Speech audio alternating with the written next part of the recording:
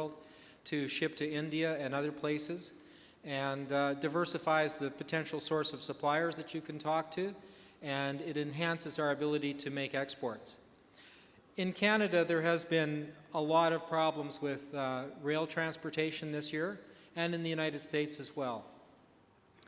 In Canada, a company I was talking to last week said that they had just received their railcar allocation for November.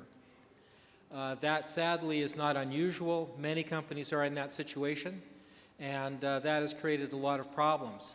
However, it is very interesting when you look at the statistics to notice that Canada has exported a record quantity of bulk grain so far this marketing year. As of February the 9th, you can see that shipments of all grains and pulses out of Canada on a bulk basis through Vancouver and other ports is the highest it's ever been. Shipments of peas are not the highest they've ever been on a bulk basis. They're down a bit. Shipments of wheat are up, the highest they've been in many, many years. Canola, on the other hand, is down a little bit, although that's starting to pick up. One of the things, though, when you're looking at the transportation system in Canada that you have to bear in mind is that last year's crop was 29% above the 2012 crop. It was a record 134 million metric tons of grain production and oilseed production and pulses in Canada. That creates a significant challenge for the transportation system. I think that's a big part of the problem that we're facing this year. The other thing is that the weather conditions in Canada and the United States were wetter than normal. They started in the spring was wet, it delayed seeding, and then the harvest was late getting going as well. We really didn't see the harvest pick up until early September, and what that meant is that the initial shipments out of Canada and to a certain extent the United States didn't happen until 4 or 5 weeks later than might have been the case in another year. And that puts us immediately behind the ball in terms of meeting our export commitments. And that's a significant issue. What that does to price, though, is that it creates premiums for spot markets. It creates, if companies have product that can move, and if you need to buy it on a spot basis, you're going to have to pay more because they have other people who could buy it from them who are trying to fill in their own export commitments. And companies are pricing that risk into the front end of the market. So it means that the prices nearby are firmer than would otherwise be, or may otherwise be the case. And it suggests that later deferred positions could potentially be a little easier. However, the transportation problems aren't going away and probably won't be resolved until the end of the marketing year. The other major influence on price is currency volatility. You can see it here. I compared the major currencies for the Indian rupee, the Australian dollar, and the Canadian dollar, just picking currencies that are very important in the pulse sector.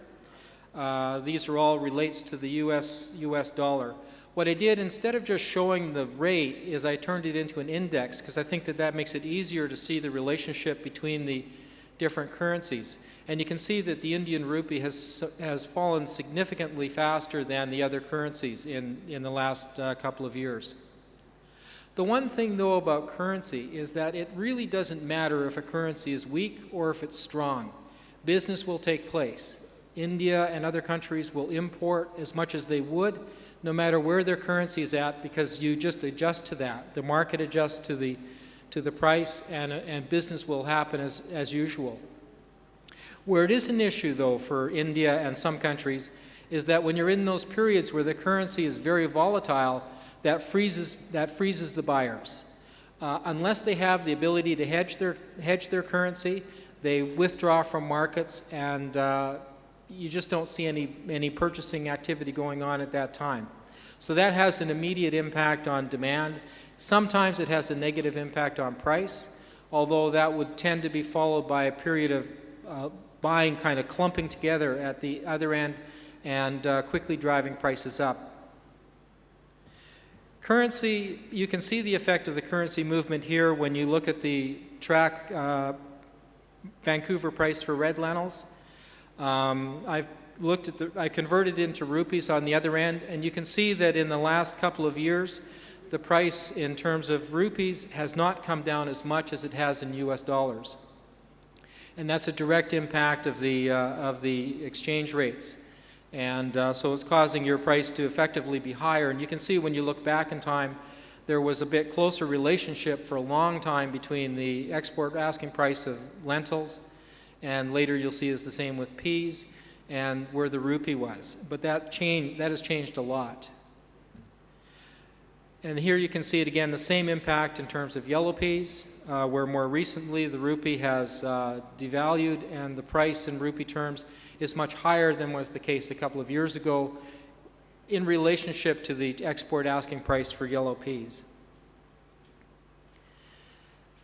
Currency doesn't only affect you as importers, it also affects farmers. And I did a long-term graph here of yellow peas. These are the grower bids for yellow peas versus the export price. And the grower bids are in Canadian dollars, the export price is in US dollars. So it contains the currency fluctuation. And you can see that there were periods of time where when we had the weak dollar, the growers were paid more in dollar terms than the export price. So for them, the price of peas or any commodity appeared to go up in value. When the Canadian dollar became strong, that had the opposite effect, and the grower bid went down, so they weren't participating as fully in any price escalation. So in that simple way, it can modify the behavior of farmers, and it affects the amount of money that farmers are being paid, whether in Canada or Australia or any other country that's producing product.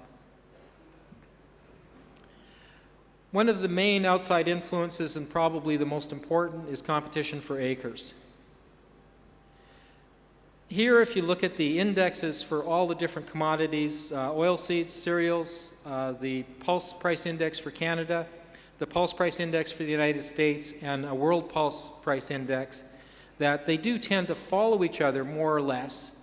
Although there was a significant period here where you can see on the chart, pulses were less competitive than grains and oilseeds.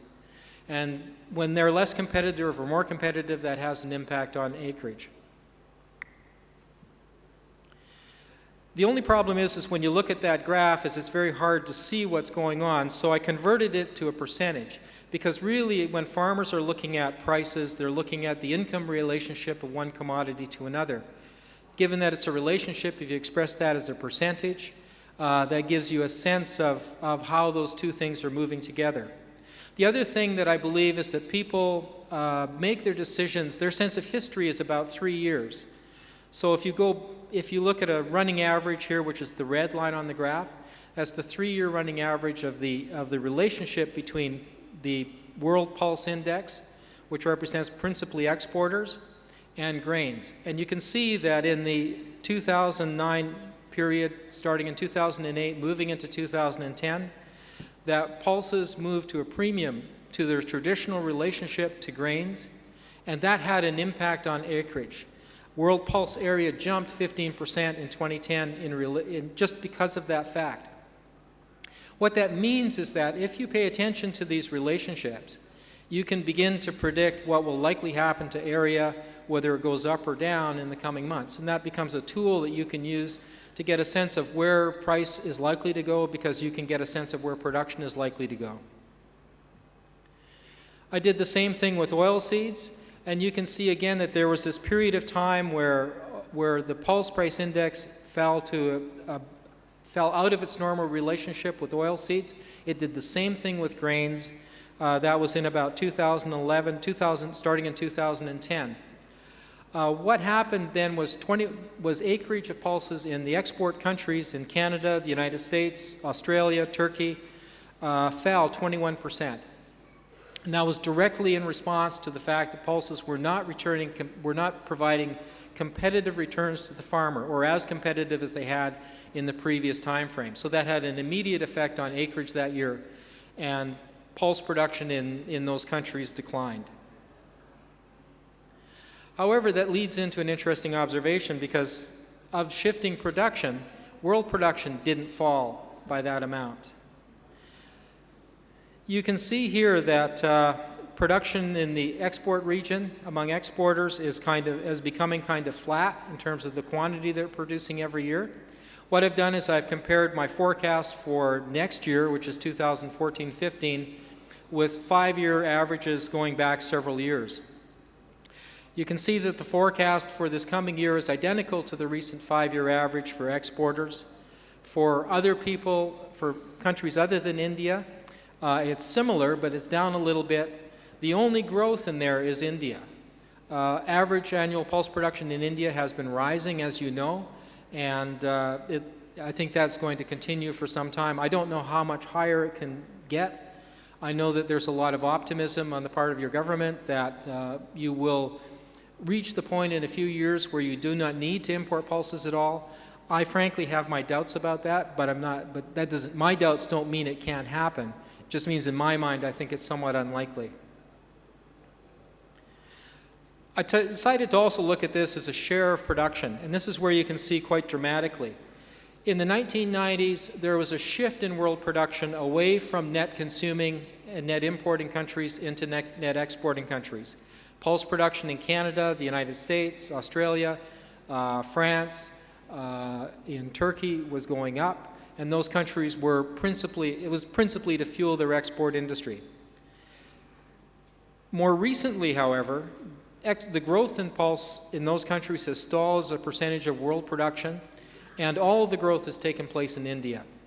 India's share of the world pulse production has gone from about 1/3 to around 40%. It could be as much as 40% next year and this year.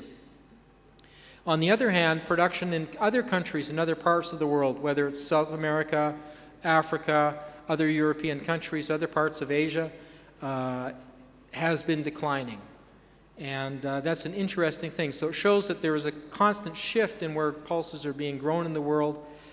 20 years ago, it was into the hands of exporting countries. Now it's into the hands of India.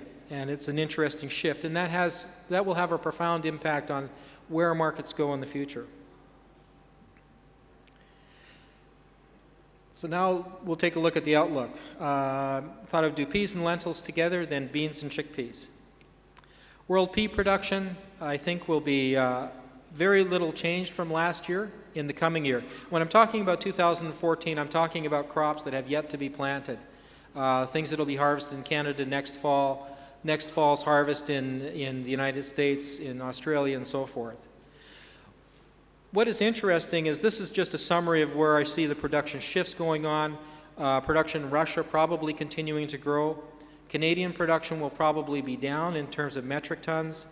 France, the United States, Australia could all be up for very little net change in production. However, area in the world will probably be up more. And I think that what happens is last year production was skewed because of record yields in Canada. And if you apply average yields, then that tells you that your production forecast would be down from last year. And that's just a simple, it's the only way you can look at it, because until we know whether or not there's going to be abundant rainfall or whatever, we can't assume that production would be higher. I think that trade will improve over the next season over what it is this season, and ending stocks will remain at very reasonable levels. Less than 10% stocks-to-use ratio, with most of this being held by the exporters, and in many cases that would be considered to be sold out by those countries. Lentil production, I expect, will be up, mainly because of increases in red lentils. This is being driven in Canada. In Canada, red lentils are currently generating prospective returns, gross returns per acre that are 85% higher than their normal than wheat, 70% higher than durum, but 3% below canola. That will definitely skew the thinking of farmers out of wheat in towards pulses, whether it's red lentils, green lentils have the same sort of performance, yellow peas are showing the same kind of performance, and green peas as well. So we should see those shifts in the case in these areas, with the growth in lentils being in reds, the growth in peas being split mainly in yellows, but greens will be up again next year as well. If you look at it on a supply-demand basis, we're again looking at a year that will end with relatively tight stocks. I think this season will end with tight stocks, even though I think there are people that are optimistic that stocks will build in the world, but I do think that they're getting sold out, and we won't be in a burdensome situation anywhere in the world for peas. And that will continue forward into the next coming year. This year, India's demand, I expect, for the first half of the year will be below what people would hope for peas. However, China's demand will be strong in the last half of the year, and that will make a big difference towards disappearance of product. For beans and chickpeas, dry edible bean production in the world will be up. This is being led by increases in white bean production in Argentina, in China. Their farmers there are responding to the current prices. Even though their crop last year was poor because of flooding, the prices being paid to the farmers are very high, so they're looking at a 10 to 15% increase in seeded area in beans. Argentina will be up this year after last year's disaster, and all of those things will result in higher production overall of beans in the world.